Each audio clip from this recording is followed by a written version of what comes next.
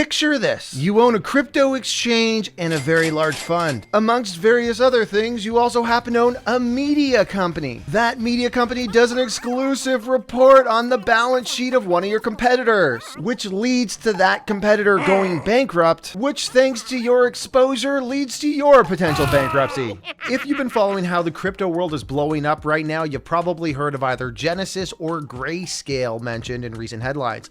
They're both actually owned by Digital Currency Group, which until recently, most industry insiders thought of as a very well-respected conglomerate in the crypto universe. DCG owns a whole crypto ecosystem of subsidiaries, including an exchange, a media company, a mining pool, a lender, various trusts, venture investments, and more. So in this video, I want to talk about Digital Currency Group, why it matters, and what you need to know. This story starts with a man named Barry Silbert. In 2004, he founded a company called Restricted Stock Partners, which was later renamed Second Market. The platform essentially allowed for the trading of private company stock. Barry was an early adopter of Bitcoin. In 2013, Mr. Silbert created the Bitcoin Investment Trust, which simply put was a private trust that allowed accredited investors to speculate on Bitcoin. The trust was later renamed the Grayscale Bitcoin Trust, which today is publicly traded and reportedly owns around 3% of the total Bitcoin outstanding. More on that later. In 2015, Silbert rebranded his company as the Digital Currency Group and sold off the non-crypto portion of the business to NASDAQ. Today, DCG operates 6 main subsidiaries and has a series of venture investments. These include Grayscale, the key pillar of the operation, which operates a number of publicly traded trusts that hold cryptocurrency assets like Bitcoin, Ethereum, and various other coins. Genesis, an over-the-counter cryptocurrency exchange that offers lending services. Foundry, who operates the largest mining pool in the US. CoinDesk, a media arm focused on covering all things relevant in the crypto world. Luno, a cryptocurrency exchange based in London with other operations in Cape Town and Singapore, who at the time of acquisition reportedly had over 5 million customers globally. TradeBlock, a new institutional trading platform, and HQ Investment, which is various venture investments. So now that we understand the basic structure and history of DCG, let's talk about the headlines. First, let's do a quick recap of what's going on in the crypto world right now.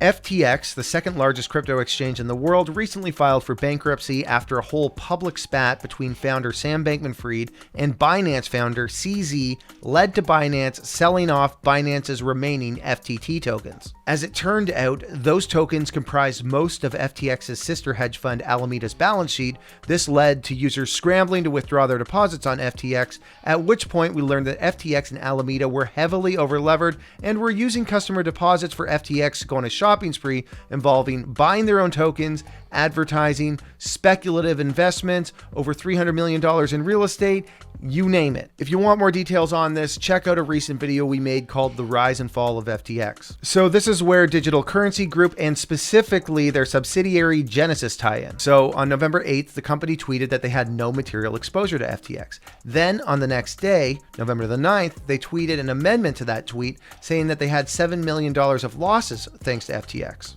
And then the day after that, on November 10th, they announced $175 million in losses. 2 days later, on November 12th, they had scrubbed their Who Are We page on the company's website. And then 4 days after that, on November 16th, Genesis announced they were freezing customer withdrawals. And then the next day, on the 17th, the Wall Street Journal reported that Digital Currency Group was looking for an emergency loan of $1 billion. At this point, you're probably saying, Steve, $1 billion? I thought they only had exposure of $175 million to FTX. This is where we have to look at some of the bets DCG had made prior. The company had previously loaned $2.4 billion to Three Arrows Capital, who famously blew up in the Terra Luna rug pull. 3AC did give them $1.2 billion in collateral, so the overall damage today is reportedly somewhere around $1.2 billion. And we can see where the contagion kicks in when we realize the Winklevoss twins exchange Gemini offered a yield product to their users called Gemini Earn, which involved lending digital assets to Genesis in exchange for yield.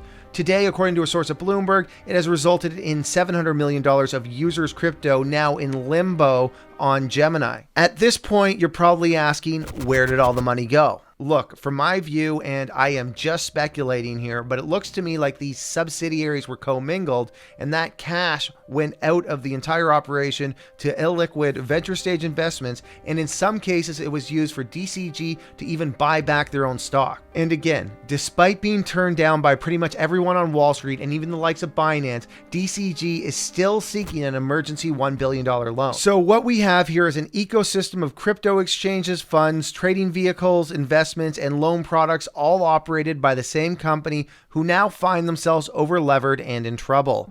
I'm going to take an idea from one of my favorite writers in the crypto world, Mike Burgersberg over at Dirty Bubble Media, who explains the digital currency group business model like this. So DCG originally started out as a private stock trading platform that then morphed into a trust managing Bitcoin for others, that then morphed into an entire ecosystem ranging from an exchange, media and mining, amongst other things, but most importantly, a custodian managing digital assets for others. They then were able to borrow from some of the companies they managed assets for, like Gemini, and use that leverage to buy back their own stock. This then theoretically led to rising equity prices, which they could use to then raise money from larger institutions, and that's what Dirty Bubble refers to as the flywheel, which we saw in both the cases of FTX and Celsius. Of course, this cycle works great when prices are rising and capital is flowing, but when the opposite happens, well, these flywheels start to unwind. Now let's talk about Grayscale for a minute. Grayscale currently owns around 643,000 Bitcoin, which works out to around 3% of the total Bitcoin in circulation. The fund trades at a 39% discount to net asset value on the public markets, which in part has the crypto world on pins and needles asking why. Of course, this has everyone asking Grayscale to show their proof of reserves, which on the company's website they state, "Due to security concerns, we do not make such on-chain wallet information and confirmation data publicly available through a cryptographic proof of reserve or other advanced cryptographic accounting procedure." However, it was later confirmed that Coinbase holds custody of around 635,000 Bitcoin on behalf of the Grayscale Trust. So, case closed, right? In a letter to shareholders, Barry Silbert referred to a $350 million credit facility that the company owes to various outside lenders. An important word that Mr. Silbert left out of his letter is the word secured, which we can find on a webpage from the law firm that worked on the deal, stating their work as an administrative agent and lead arranger. Okay, so now we're left asking, what does this group of lenders have security on, and how commingled are Genesis and Grayscale? Well, don't worry about that. Grayscale sent out a tweet denying this possibility. But let's remember, this is the same company that said at the beginning of all this they had no exposure to FTX, which turned out to be a lie. Barry Silbert has told his shareholder that the conglomerate's only going to come out of this crypto winter stronger. He also claims that Grayscale is on pace to generate $800 million in revenue in 2022.